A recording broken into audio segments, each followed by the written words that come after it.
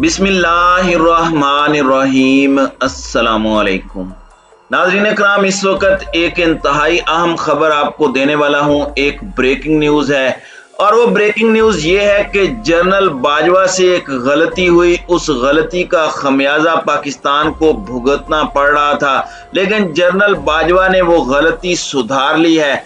वो गलती क्या थी और वो ये गलती कैसे सुधार रहे हैं, और इस वक्त एक इंतहाई अहम मीटिंग पाकिस्तान के इंतहाई अहम मकाम पर जारी है। ये मीटिंग जनरल बाजवा, वजीर आजम पाकिस्तान और वजीर दिफा के दरमियान हो रही है और ये एक हंगामी मीटिंग है।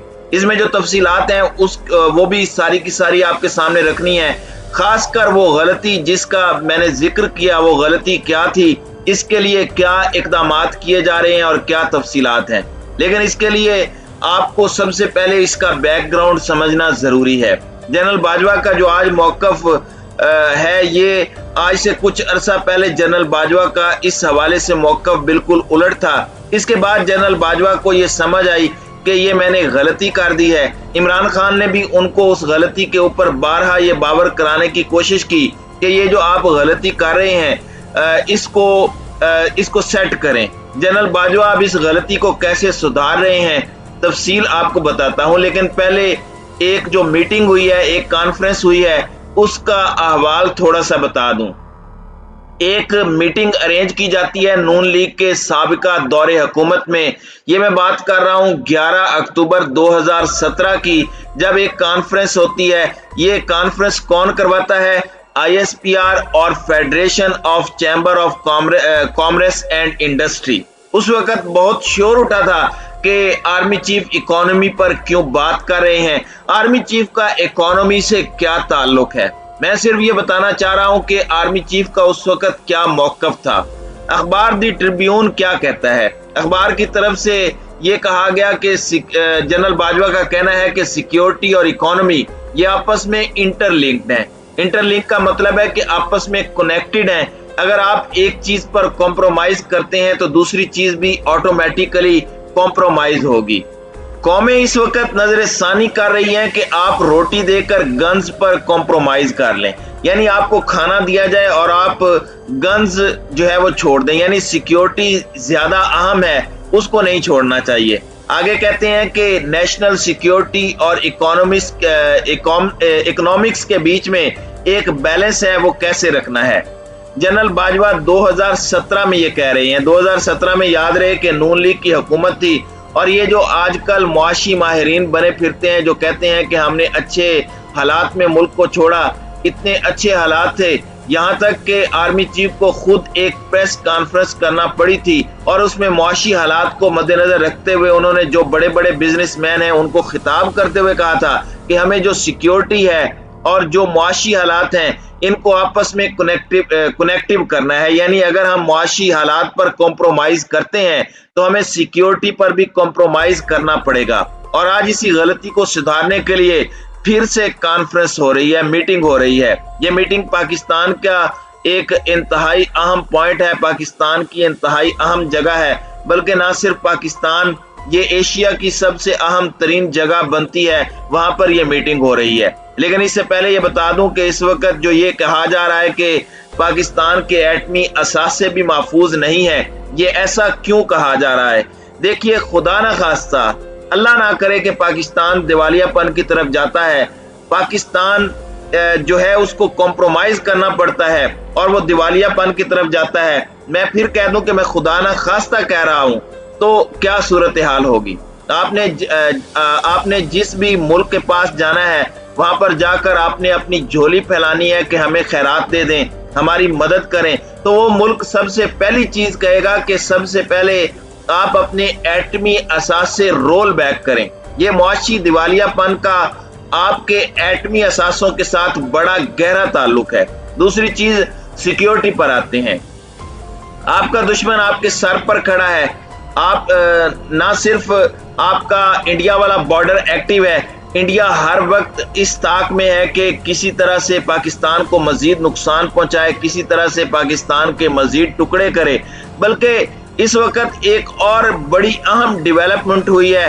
अफगानिस्तान में तालिबान ने कहा है कि हम इंडिया को वेलकम करते हैं, इंडिया अफगानिस्तान में आकर अपना सफारत खाना खोले। इंडिया इस मौके की ताक में है। इंडिया इस मौके की ताक में क्यों है? क्योंकि इंडिया ने वहां पर $3 बिलियन की इन्वेस्टमेंट की हुई है और वो $3 बिलियन की इन्वेस्टमेंट को हरगिज जाया नहीं करेगा।